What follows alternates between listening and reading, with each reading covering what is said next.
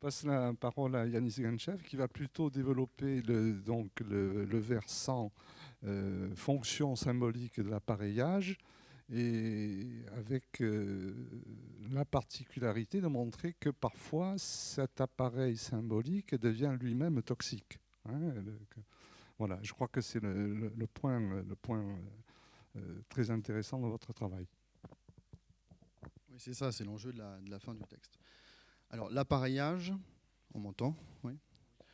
Fonction symbolique. Alors, mon intervention est titrée Fonction symbolique.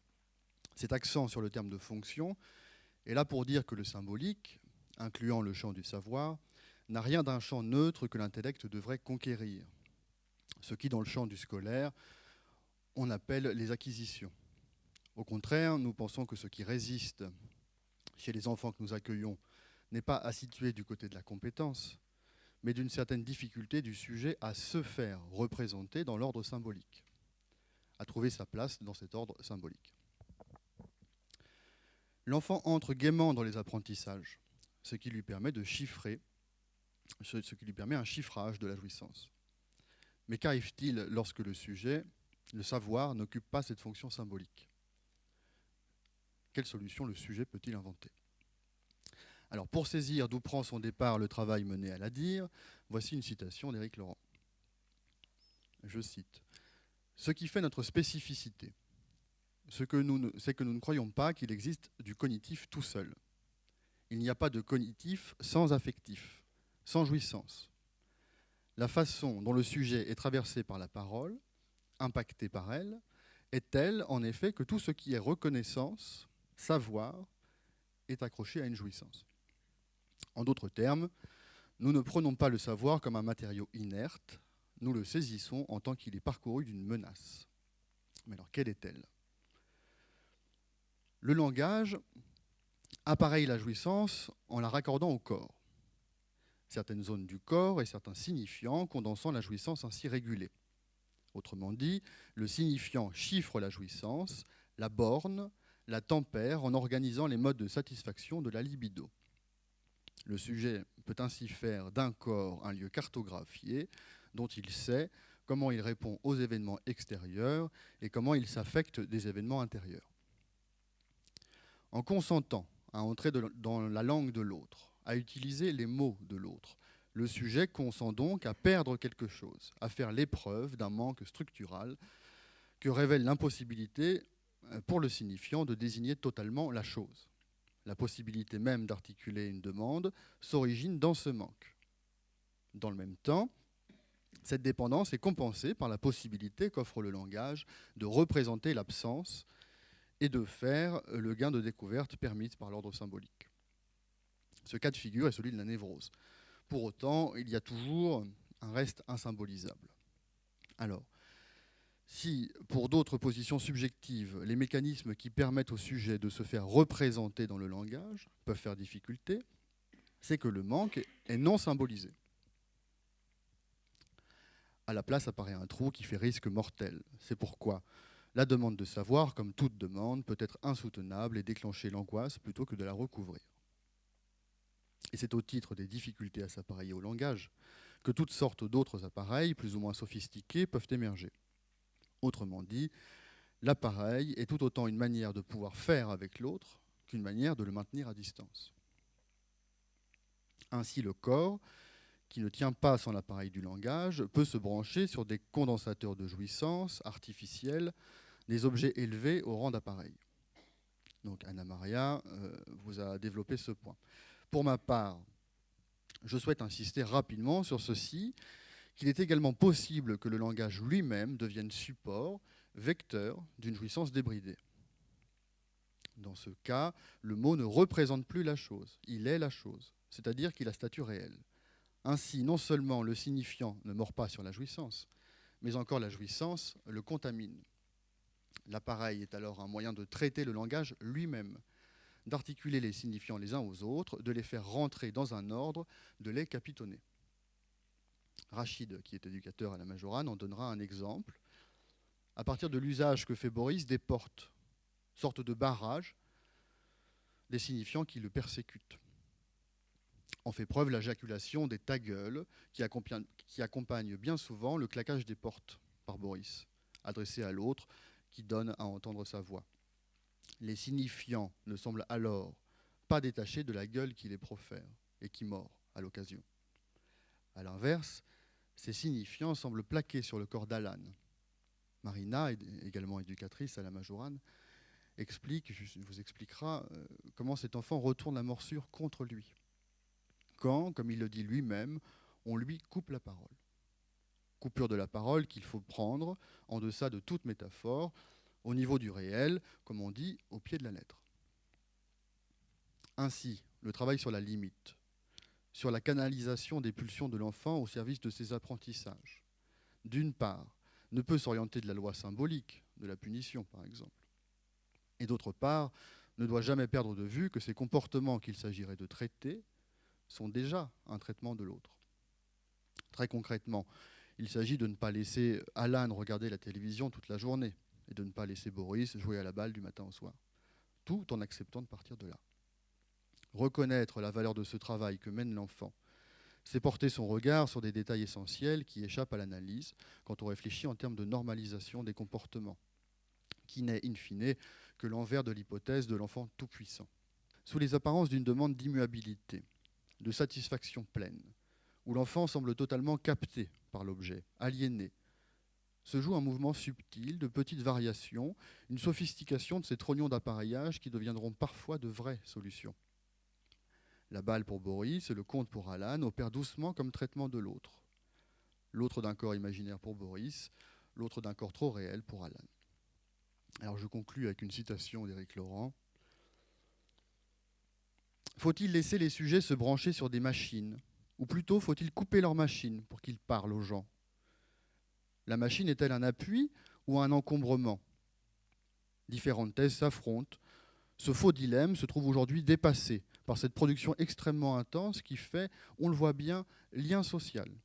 Et c'est probablement au cas par cas qu'il nous faut répondre à cette question. Voilà.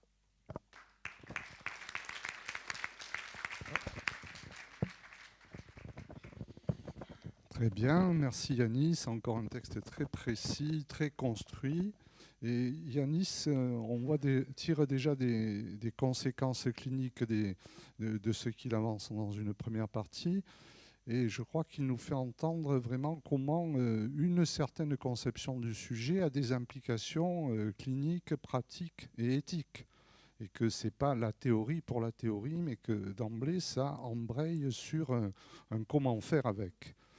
Un autre point, je pense, qui m'a intéressé dans votre travail, c'est que finalement, vous montrez que l'appareillage, c'est l'articulation symbolique. Ce n'est pas l'élément langagier lui-même qui peut lui-même devenir virulent et toxique. C'est-à-dire l'élément, le mot, n'est non pas le meurtre de la chose, mais peut devenir meurtrier pour le sujet. Je pensais à la maman d'un gamin que je recevais il y a quelques années en vous écoutant, qui me disait vous savez, pour Emmanuel, les mots sont très concrets. On pourrait les prendre et les aligner sur le bord de votre fenêtre. Là. Où elle faisait bien entendre comment le mot, pour lui, avait un poids de réel. Je crois que ça, c'est un point important à distinguer, que ce n'est pas forcément le langage qui fait appareillage. Le langage lui-même peut devenir nocif. Alexandre, vous voulez dire quelques mots sur le travail de Yanis ? Volontiers. Là encore, merci beaucoup. Donc là encore, nous avons une brève intervention qui est très précise dans l'articulation qu'elle donne pour la lecture de notre clinique. D'abord, je voulais soulever 2-3 petites choses. Et d'abord, ceci, c'est que vous engagez au fond votre texte en affirmant ce que j'appellerais une position éthique. C'est-à-dire une position éthique contre l'idée de considérer les déficits. N'est-ce pas ? Quand un jeune se trouve en difficulté, on sait bien qu'un certain nombre, au fond, de théorisation des difficultés va pousser à le prendre du côté des déficits. Il n'est pas D'ailleurs, après tout, tout le monde de l'évaluation qui cherche à évaluer la pratique clinique aujourd'hui se fonde là-dessus. N'est-ce pas? Dites, est-ce qu'il est assez autonome? Est-ce qu'il est capable de, etc. Or, toute la question, c'est que fondamentalement, ça n'est pas un déficit. C'est-à-dire, plutôt, fondamentalement, nous ne prenons pas les choses par le bout du déficit, mais par le bout de la difficulté, au fond, affective, difficulté du rapport du corps à la jouissance, qui elle-même a pour effet de faire apparaître un certain déficit sur certains plans de cet enfant. Et d'ailleurs, même, je pousserai même le raisonnement plus loin, vous savez sans doute qu'au fond, dans ce qu'on appelle les débilités mentales, les enfants effectivement déficitaires, quand on les teste avec des tests psychologiques du type quotient intellectuel, eh bien, les enfants qui sont testés comme déficitaires, parmi ceux-là, ce n'est qu'une toute petite proportion dans laquelle on peut affirmer avec clarté que l'origine est organique, qu'il y a un déficit d'origine organique. Tous les autres, on ignore totalement pourquoi ils sont déficitaires. Et je pense là qu'il est très important de considérer qu'il n'y a donc pas, bien sûr que l'école cherche à réparer la dimension du déficit, c'est très normal, mais pour nous dans la clinique, il n'y a pas à les prendre par le bout du déficit, mais au contraire par le bout de la difficulté affective, de la difficulté donc dans le lien social, comme c'était rappelé tout à l'heure, de la difficulté dans le rapport entre le corps et la jouissance, qui fait qu'en effet, le champ du savoir est difficile à investir, voire est dangereux pour ces enfants. Dangereux quand il apparaît, comme vous le dites bien, qu'en effet, le langage est lui-même le lieu d'une jouissance débridée. Et nous connaissons tous ceux qui travaillent en institution, qui s'occupent de la clinique ainsi, connaissent ces situations d'enfants pour lesquels un mot à l'occasion devient si dramatique qu'il en fait d'ailleurs une crise, qu'il frappe. Alors on dit trouble du comportement, pas du tout. C'est trouble du rapport à un mot. Il y a un mot qui vient frapper son corps d'une telle façon que ça jouit de lui. Et l'exemple d'ailleurs le plus simple, compréhensible, même par ceux qui ne travaillent pas dans la clinique, c'est quand nous voyons des enfants, et beaucoup plutôt dans nos institutions, qui, lorsque dans un groupe d'enfants, il y en a un qui crie une injure à un deuxième, eh bien le troisième la prend pour lui. C'est-à-dire immédiatement, au fond, là, simplement le mot énoncé tombe sur le corps comme insupportable, comme une jouissance intolérable. Là, c'est toute la question de savoir alors comment permettre à ces enfants de construire leur monde, de construire leurs symptômes, de façon à pouvoir y prendre appui pour, au fond, répondre à cet envahissement de jouissance qui vient des mots quand ça ne vient pas en plus des autres. Et là, le paradoxe, c'est qu'en effet, vous concluez votre texte là-dessus, le paradoxe, c'est qu'en effet, certains de ces enfants vont se retrouver avec une production symptomatique, avec une construction dont on voit bien que ça leur sert, et en même temps, cette construction à se développer trop finit elle-même par devenir envahissante, n'est-ce pas? C'est le principe de ce que le remède est lui-même toujours un poison. Oui. Et donc, évidemment, quand se dit... Parce que, pour revenir à Temple Grandin, qui est quand même un très bel exemple dans l'autisme, il faut dire quand même que quand elle se mettait à se serrer, elle avait fabriqué d'abord une boîte en carton. On disait, ouh, on disait dans son entourage, c'est mauvais ça. Ça ressemble trop à un cercueil. Oui, mais à quel moment on trouve ça va? À quel moment on trouve c'est trop? C'est très difficile. Là, je pense qu'on a trouvé trop vite, c'est trop. Il faut pouvoir laisser le temps que ça se développe. Mais c'est au cas par cas qu'en effet, on va voir là où il faut plutôt dégager le sujet de ça. J'ai un petit exemple clinique du Courtil, un enfant qui dessinait des monstres. Et au fond, en dessinant, c'est-à-dire c'était des dinosaures, très compétents dans la série des dinosaures. Et tant qu'il les dessinait, au fond, ça l'apaisait beaucoup. Il avait trouvé ça comme solution. Puis il s'est mis à vouloir les découper. Et découpé, il devenait vivant. C'était absolument épouvantable. Alors, il faisait des crises. On saisit tout de suite les faits. Après, il a fallu trouver donc une autre solution. On voit comment la solution devient elle-même le poison.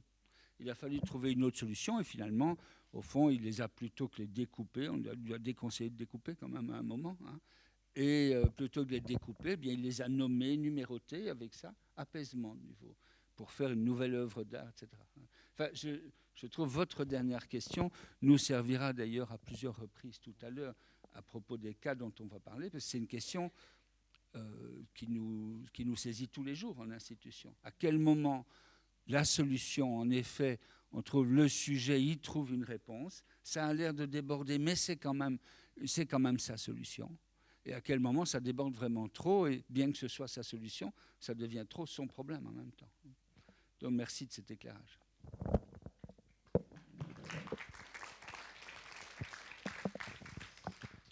Merci Alexandre. Je me disais que du coup, là, votre dernière remarque sur quand la solution devient le même problème, c'est quelque chose qu'on en partage avec la névrose aussi. C'est que finalement, le symptôme névrotique est un appareillage, il fait lien social bon an, mal an, et quand il devient trop grave, on va dire, il isole le sujet de l'autre, il l'encombre, quoi. Donc là, à la limite, tous égaux devant l'appareillage, quoi. Bon. Alors, merci encore à nos jeunes collègues.